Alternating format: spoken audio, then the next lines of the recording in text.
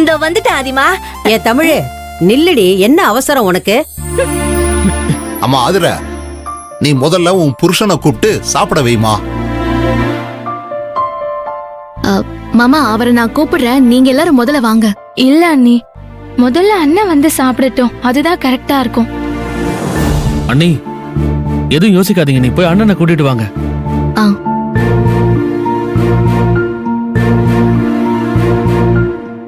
என்னங்க என்னங்க?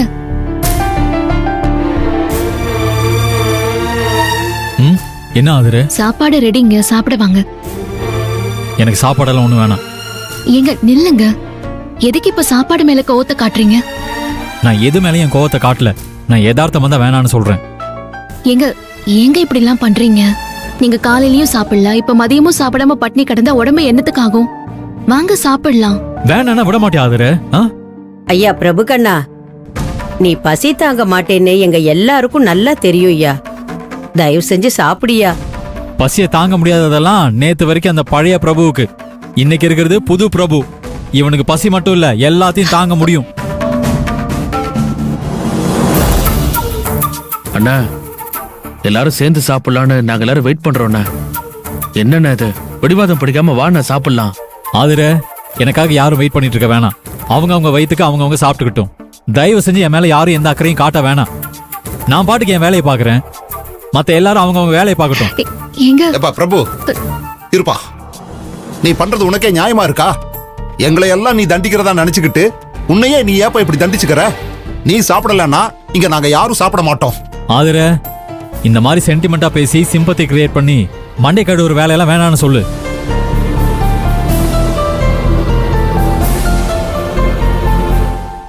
என்னங்க நீங்க, வாய்க்குள்ள நாக்குக்கு பதிலா சவுக்கு வச்சிருக்கீங்களா? வார்த்தையால சுள்ளு நடிச்சு எல்லாரும் மனசையும் இப்படி கஷ்டப்படுத்திட்டு இருக்கீங்க. நான் யார் மனசையும் கஷ்டப்படுத்தல ஆதிர, என் மனசை யாரும் கஷ்டப்படுத்த வேணான்னு தான் இதெல்லாம் சொல்லிக்கிட்டு இருக்கேன். நான் கையெடுத்து கும்பிட்டு கேட்கிறேன், எனக்கு சாப்பாடு வேண்டாம்.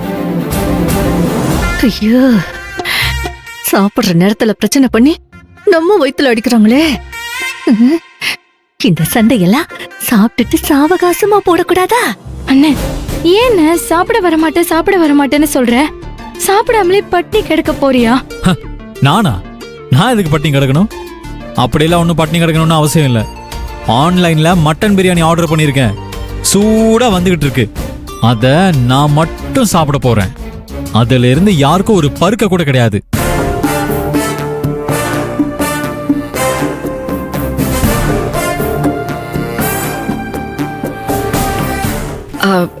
ஏங்க பாத்தீங்களா, உங்க அண்ணா அவரோட புத்தியை காட்டிட்டாரு பாருங்களேன்.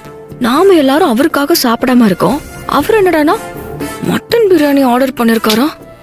ஏய், அண்ணன் ஏதோ கோவத்துல பண்ணிட்டு இருக்காரு, நாளைக்கு சரியாயிடுவாரு. Sir, food delivery sir. ஆஹா, 100 ஆயுசு. மணி அடிச்சா சோறுங்கிற மாதிரி டானு கரெக்டா வந்துட்டான் பாரு.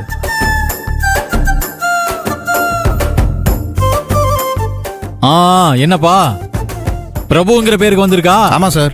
நான் தான் பிரபு, குடு.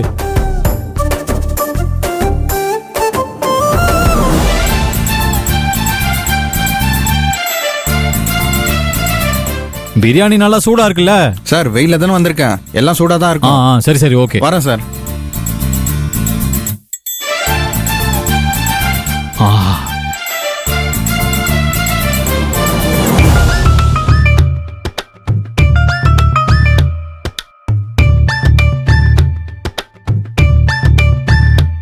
இனிமே நான் இப்படி ஆன்லைன்ல ஆர்டர் பண்ணி தான் சாப்பிட போறேன்.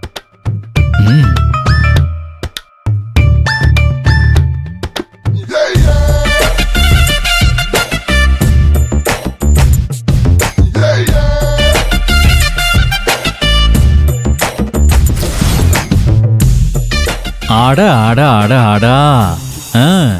ஜாதகத்துல 5 கிரகமும் உச்சம் பெற்ற ஒருத்தனுக்கு தான் சிக்கன் பிரியாணிலேயே லெக் பீஸ் கிடைக்கும்னு சொல்லுவாங்க. எனக்கு என்னடா, மட்டன் பிரியாணிலே லெக் பீஸ் கிடைச்சிருக்கு. இந்த ஆதிர பாரு, மட்டன் பீஸ்.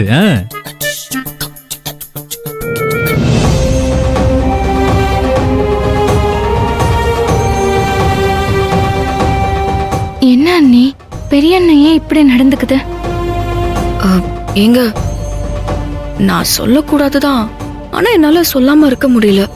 நான் கூட உங்க அண்ணன் ரோனி மேல இருக்கிற கோவத்துல தான் சாப்பிடாம இருக்காருன்னு நினைச்சேன். ஆனா மனுஷன் ரொம்ப உஷாருங்க.